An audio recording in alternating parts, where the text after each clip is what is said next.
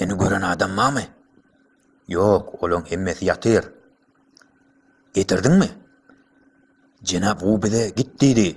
Eger olar mollum honun şu zararlı ölünün bilseler, bizim aladamız hasam artar. Anam üçün Cenab u bize gittiydi. İş yerine getirildi, karışmallal, yertir öyü dolunun deydi.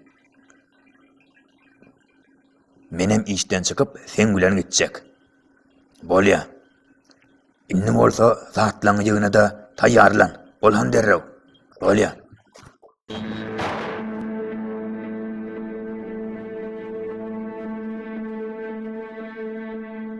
Siz Yaponlar mı? Avo. Men bu yere mollum honu öldürmäge gelipdim. Sen aýdýanyň näme? Näme? Men mundan gorkanmok. Sen gaharly yumruk halipaň gowuryan adamsydyň. Sen nähil erkedip bilýäniňi barlap göresim gelýär.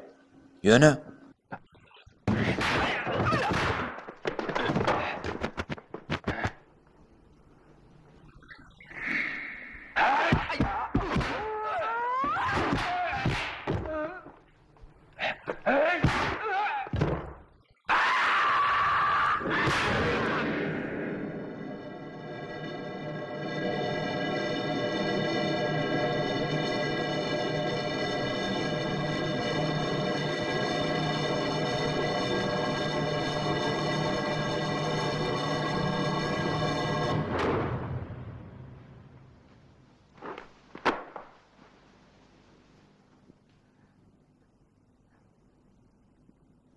Fän.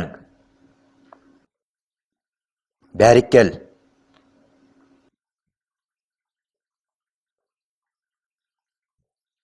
Fän. Gel bärik.